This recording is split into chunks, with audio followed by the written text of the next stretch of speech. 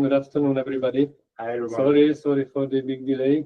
We had quite big technical issues and we have huge snow out there, so maybe some problem happened. But here we are. My name is Ádám the cycling leader for GE Vernova Veresegyház, and my colleague is Ferdinánd, the lean leader in my team. And we want to show you and present you how our GE Vernova Veresegyház site challenged the way how to make the batch production to line production, while we have quite big products and heavy products. So safety is our first priority, and there were big challenges. We will show you how we did that one. Working. A few words about the GE Vernova. GE Vernova is a global energy company, including power, wind, and electrification segments. And as for the Hungary Veresegyház site, we have the largest non-US gas power site here with more than 1,700 employees.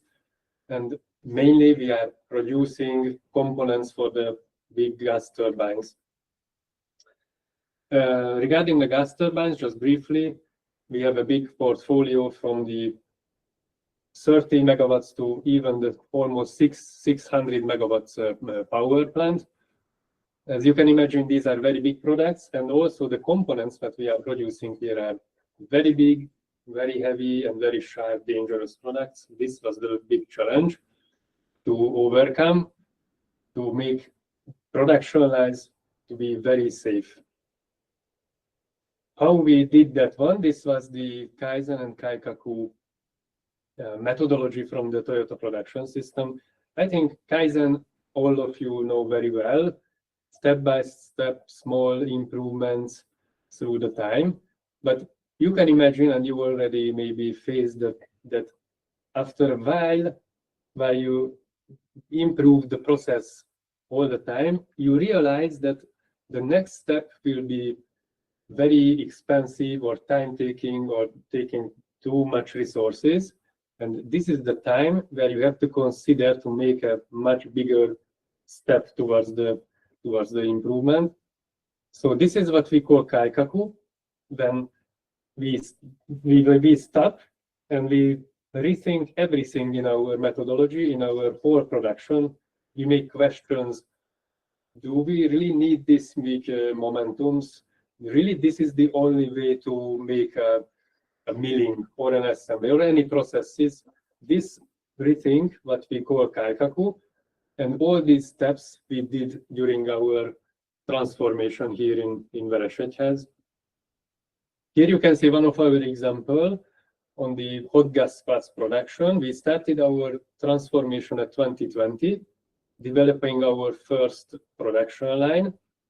And what I called in the previous page Kaikaku was like the selecting the perfect machine with the perfect size, to have no lifting of the products, to not bigger than the products itself by like 100 times. And also, after selecting the machines, we created a very good U-shaped layout, and also we implemented some of the processes by ourselves, what we call moonshining, and implementing also karakuri. If you ever heard these words karakuri and moonshining, maybe you have already read books and articles about this one, but we really implemented this. And me and my colleague will show you how it was implemented. A few words about that. Karakuri is originally a Japanese word, and in the 17th century, it was a tea-serving mechanical doll. So it means that without any electric, any hydraulic, pneumatic, or any other power sources, we use just the mechanical components with utilizing the gravity, the spring forces, the kinematics, and so on. And this is what we call, on the other hand, low-cost automation, because you can do very easy and cheap tools, equipments with this thinking. The other thing is the moonshine, the other concept. What we here doing in Veresegyház is not the brainstorming, but the try-storming. The moonshine itself is during the American alcoholic prohibition era, when the Americans, the people, started making their alcohol from their own fruits and on their own tools that they had under the moonshine at the night. So this is what we're also doing here. Under some circumstances, we figure out, okay, what could be the new machines or equipments look like? And let's have a team, and they are hidden from the management eyes, and they are doing by their own with their tools that they have. And what you can see on the low in the bottom right corner, some examples that we start creating moonshine equipments with very small scale and bigger scale and bigger scale. And this is the method that leads us to have the final concepts. But to turn it into reality, let's see how this is working. Ferdinánd will explain how we manage this. Okay, so I will speak about how we're implementing this moonshine and karakuri methodology in our factory. And Adam already said that we have these focus teams and also Kaizen weeks. And first, what I would like to show you is that during a Kaizen week, which is a focus week, where we have different teams focusing to solve different solutions related to the supply chain, how we're trying to manage their creativity to stay on the path, focus on the solution. So on Monday morning, they get familiar with the problem, then we quickly trying to sketch some ideas how we want to solve it. We usually do it with 7 ways, which is a very basic tool to make you think really hard on a solution, where every attendee on the group need to sketch 7 different solutions. And after that, they need to pick 3 or 4 of those that they want to try out in real life. So what we're trying to achieve is that until Monday afternoon or Monday evening, before they leave, they go to the shop and put together 3 different mock-ups, only from very basic materials like cardboard or wood or anything else. This is just to prove their concept is working or not.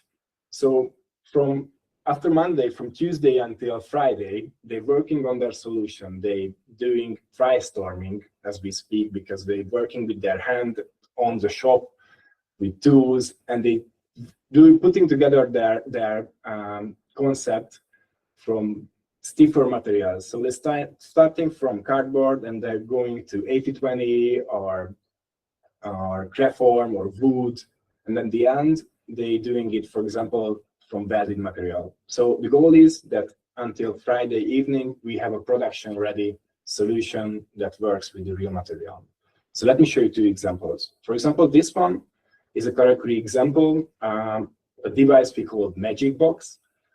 The problem the team was facing with here is that we have these shrouds, these 50-kilogram parts that we need to rotate, because we decided that we will manufacture it on a line.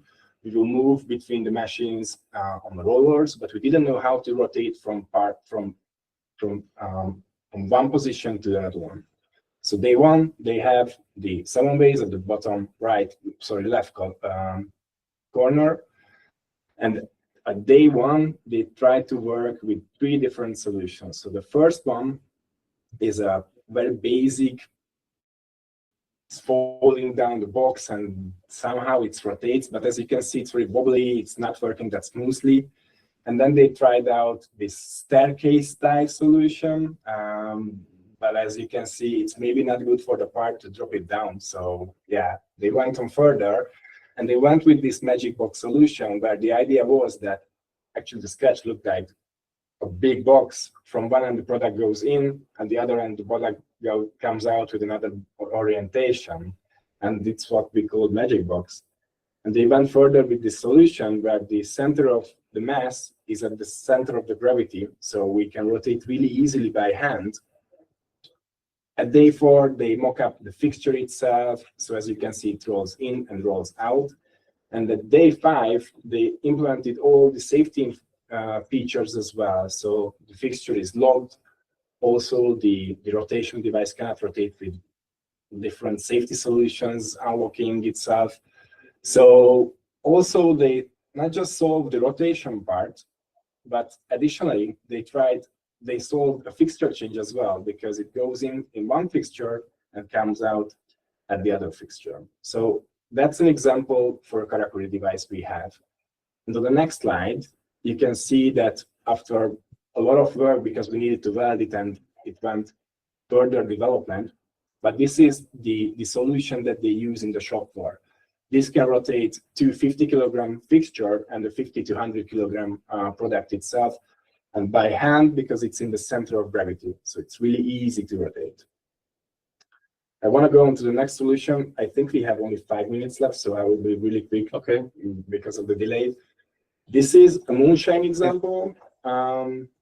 Let's start with the first video. Okay. So the problem here was how to load the product into the machine. So they came out with this, as you can see, mock-ups and really easy materials, or easy to manufacture materials, with the concept that we will somehow, with a kind of a cart solution, goes into the machine and then comes out.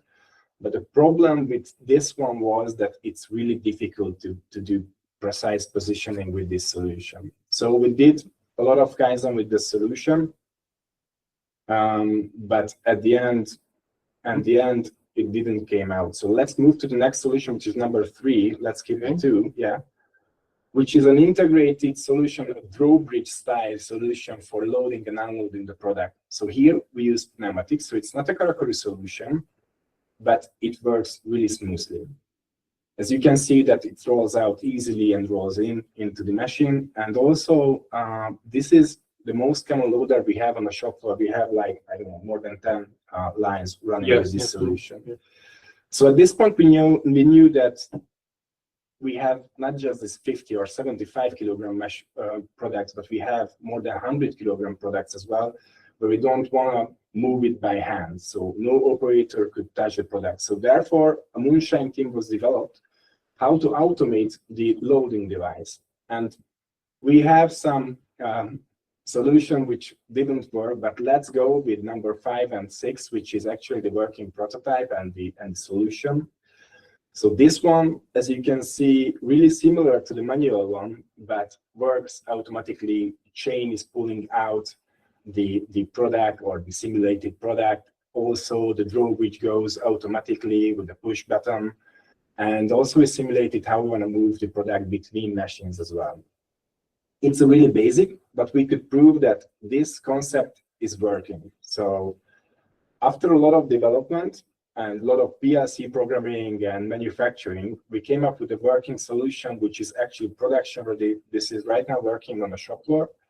And on top of this fixture, which is the fixture is like 1 meter by half meter big, there is a 150 kilogram product, and the fixture itself is, again, more than 100 kilograms. So it easily works with 250 plus kilograms of weight and transfer the product into the machine and between machines and manufacturers. So that was 4 years of Kaizen and moonshining processes. Okay. Oops, yes, sorry. Thank you, Ferdi. And a few words about it. As a summary of this lean transformation, as Ferdi mentioned, this was more than 4 years. Yes. During this time, we had almost 400 Kaizen workshops. And you can imagine how many participants this means. In one workshop, usually we have 50 to 70 people working together on the solution to solve a problem. So we had more than almost 400 Kaizen events. We created more than 20 production lines already.